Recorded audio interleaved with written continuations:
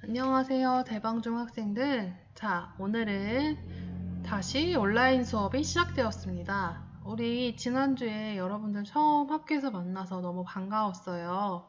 자, 이번 주에도 교과서 2권을 중심으로 수업을 나가도록 하겠습니다.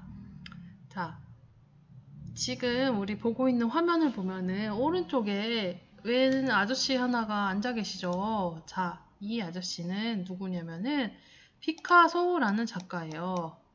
여러분 피카소라는 작가 한번 들어본 적 있나요? 피소라고 썼어. 피카소인데. 피카소.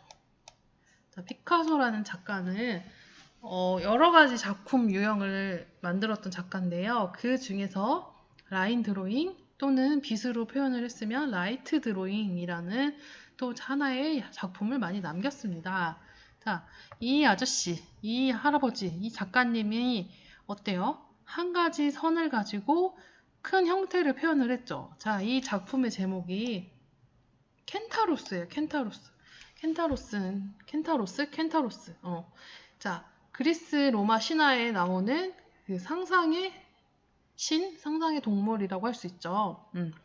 자, 이런 상상의 동물을 가지고 표현을 라인이 뭐예요? 선이죠. 선으로 표현을 해주었습니다. 자, 이렇게 선으로 그리는 것들을 소묘 혹은 드로잉이라고 하는데요.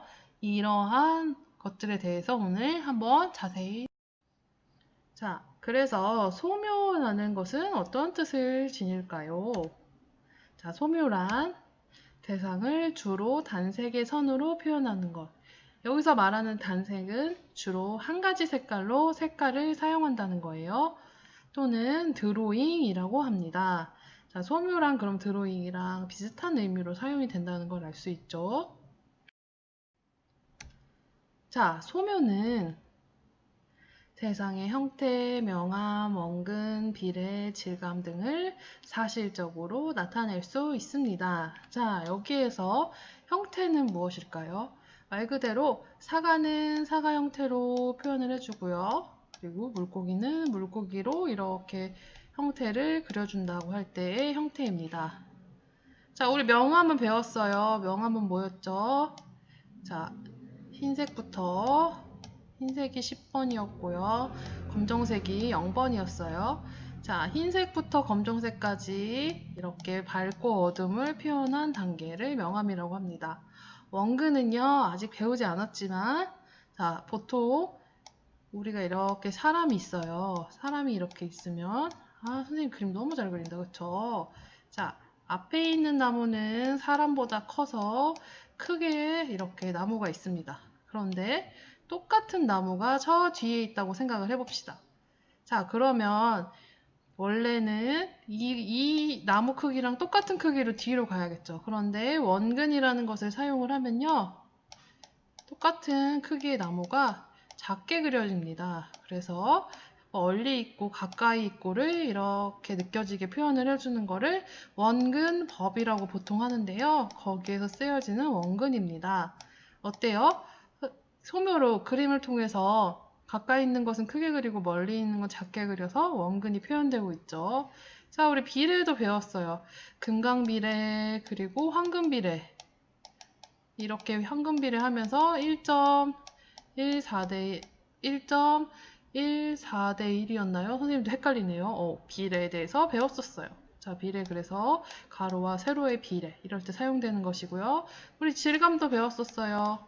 질감은 겉에 느껴지는 그런 재료의 느낌을 질감이라고 배웠습니다.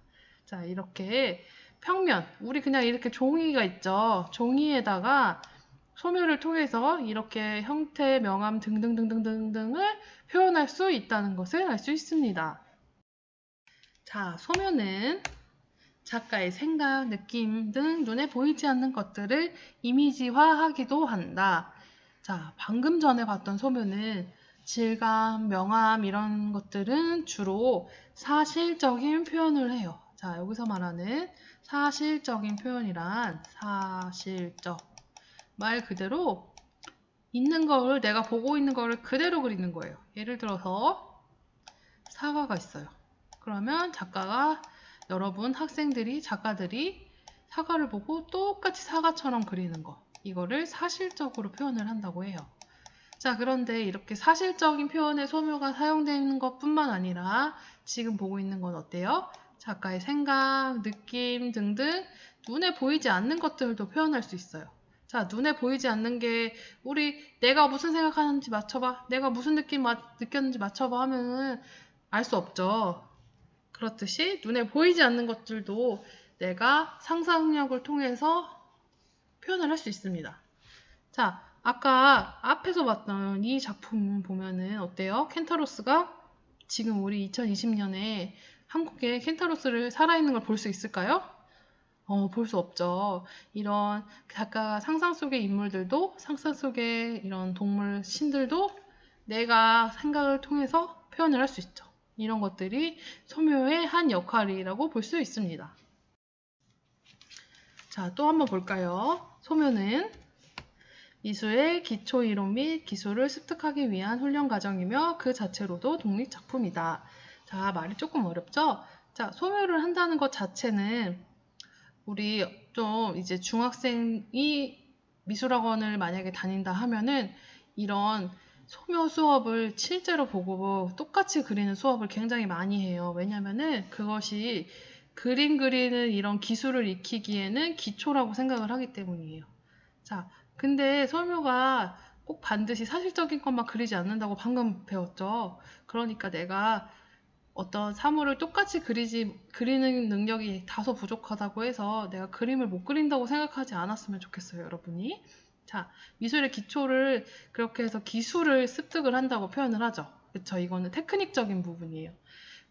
그러면서 동시에 이 작품 자체도 내가 그린 소묘 작품 하나만 봐도 독립작품이에요. 자, 그래서 연필 하나로만 무언가를 그려도 이거 자체가 작품이 된다고 할 수 있습니다. 자, 지금부터는 그렇다면 소묘에 쓰여지는 재료들이 무엇이 있는지 한번 봅시다. 자, 가장 우리가 익숙한 연필이죠. 가장 많이 쓰이는 미술 재료로 연필의 진하기와 단단한 정도에 따라 H와 B로 구분이 됩니다. 자, 우리 보통 미술 연필 혹시 집에 있는 사람들은 한번 써본 사람들은 알 거예요. 4B 연필, 뭐 2B 연필 이런 연필은 한번 들어봤을 수 있을 것 같아요. 자, 그런데 H라는 것도 있어요. 2H 연필, 4H 연필 이렇게 다양한 종류가 있어요. 자, H는 하드고요. B는 블랙이란 뜻이에요. 자, 그렇다면 이것은 어떤 것을 의미할까요? 자, H는 하드였죠. 하드니까 단단할수록 옅어지고요. B는 블랙이었죠. 숫자가 높을수록 진해집니다. 즉, 쉽게 말해서요. 이렇게 연필이 쭉 있으면 9H, 8H 연필과 8B 연필이 있다고 우리 가정을 해봅시다. 8H 연필은 굉장히 연해요. 연하지만 딱딱한 연필이에요. 연필 심 자체가. 그런데 8B 같은 경우에는 이 연필 자체가 굉장히 물러요. 잘 부러져요. 대신에 B 블랙이었죠. 굉장히 진한 연필이 됩니다. 자, 그래서 H로 갈수록 안에 있는 그 흑심이라고 하죠. 연필의 흑심. 그 까만 부분이 점점 크기가 작아져요. H, 8H 정도로 가면 엄청 연필 안에 있는 구성이 작아져요. 무슨 말이냐면, 우리 연필을 뒤에서 보면은 이렇게 연필이 이렇게 있잖아요. 그럼 연필 안에 이렇게 연필 심이 있죠. 자, 8H는 이게 되게 작아요. 9H, 8H로 갈수록 작은데 8B로 갈수록 이 심이 점점 커지는 거예요. 그래서 H로 갈수록 숫자가 높으면 연해지고 B로 갈수록 숫자가 진해진다 라고 할 수 있죠. 자, 그러면 기준이 어디겠어요? H랑 HB 여기 있죠. HB가 기준이 되는 거예요. 그래서 이쪽으로 갈수록 H 연필이 되고요. 이쪽으로 갈수록 B 연필이 되는 겁니다. 자, 혹시 목탄이라는 거는 들어봤나요? 자, 목탄이란 이런 여러 가지 나무를 사용해서 이거를 태워서 숯으로 만든 거예요. 자, 숯이기 때문에 굉장히 부드럽고 연해서 농담 표현이 자유롭다. 농담이라는 것은요, 연하고 진한 것 표현을 하기가 아주 쉬워요. 그래서 연필에 비해서 훨씬 잘 부러져요. 대신에 부들부들한 이런 연필 느낌이 잘 나고요. 손으로 이렇게 비벼주면은 금방금방 이렇게 뿌옇게 부드럽게 잘 비벼져요. 근데 대신에 이거는 또 반대로 잘 지워집니다. 지워져요.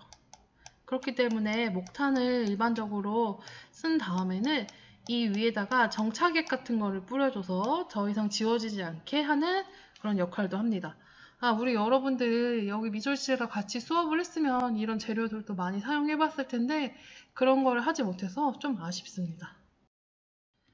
자, 다음은 콩테라는 재료입니다. 콩테는 검정색, 갈색 등등 해서 한 6개, 5개, 6개 정도의 색깔이 있어요. 자, 콩테라는 재료는 연필보다 농도가 진하고 강한 선, 음영 표현, 쉽게 말해서 밝고 어둠 이런 명암 표현하기에 아주 좋습니다.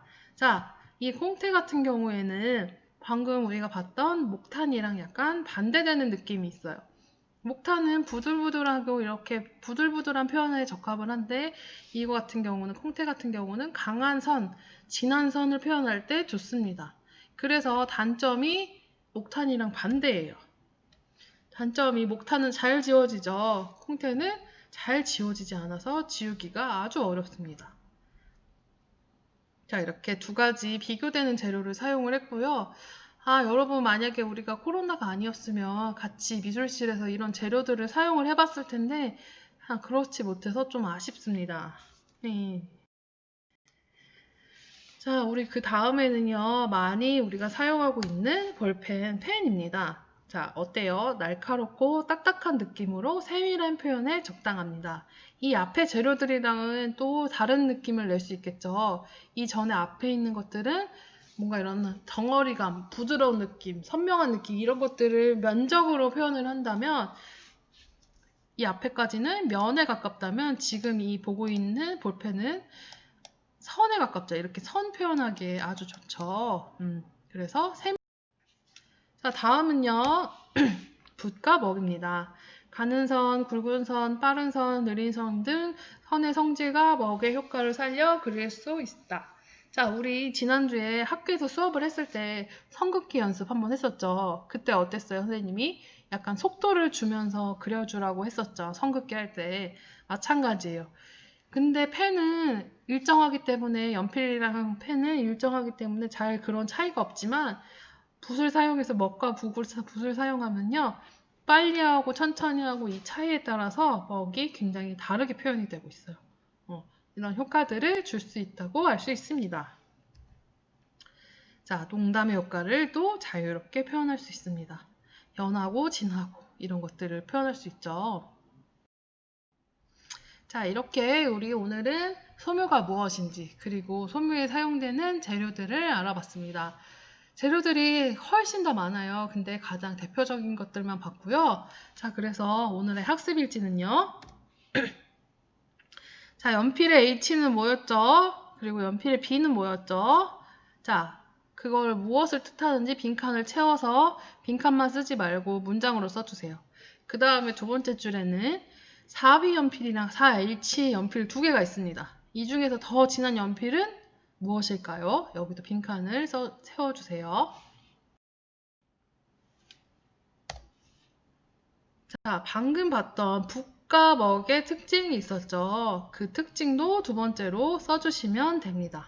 자, 오늘의 학습 일지는 여기까지입니다. 자, 오늘의 미술 과제입니다. 오늘의 미술 과제는 라인 드로잉을 한번 해볼 거예요. 한 선 그리기 기법으로 동물을 그리기입니다. 자, 앞에서 봤던 피카소 작가가 했던 기법을 우리도 한번 오늘 해볼 거예요. 자, 교과서 2권 주황 색깔 45쪽을 한번 펴볼까요? 45쪽을 펴보면 이렇게 어떻게 해야 되는지 예시 작품이 있습니다. 자, 보면은 맨 위에 보면 여기에 백조가 있죠. 맨 위에 검정색의 백조가 있죠. 백조를 라인 드로잉으로 한 번에 그리는 거니까 어때요? 이거를 손을 떼면 안 돼요, 여러분. 처음 시작한 점이 끝나는 점이랑 만나게 해야 돼요. 우리 동그라미 그리기 할 때 연습했죠? 우리 만났을 때. 그것처럼 이번에는 선으로 해보는 거예요. 선생님 한번 해볼게요, 지금. 자, 이렇게 부리가 와서 S자로 와서 이렇게 뭔가 난 안 해도 표현할 거야. 이렇게 아이 뭔가 안 예뻐졌다 그쵸? 이렇게 해서 이렇게 어때요? 선생님이 한 것도 보면 어때요? 자, 여러분도 잘할 수 있습니다. 자, 주의할 점은 어때요?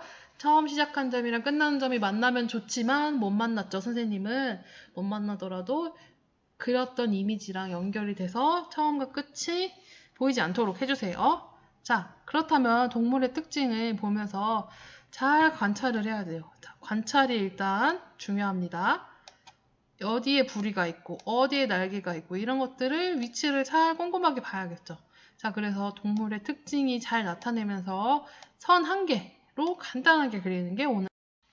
자, 미술책 45쪽에 보면요. 여기 동물 사진들이 있어요. 여기 중에서 마음에 드는 동물을 골라주세요. 그래서 동물을 한번 그려보시면 됩니다. 자, 그런데 다른 데다가 하면은 여러분들 또 잃어버릴 수 있으니까요. 교과서 45쪽의 그림을 그리면 여기 아랫부분에 이렇게 스케치북 같은 모양이 있어요. 되게 조그매요. 여기에다가 동물을 그려서 이거를 사진을 찍어서 미술 폴더에 올려주면 됩니다. 알겠죠? 오늘 과제는 굉장히 간단하죠? 여러분들 잘 과제해서 올려주길 바랍니다. 이상입니다.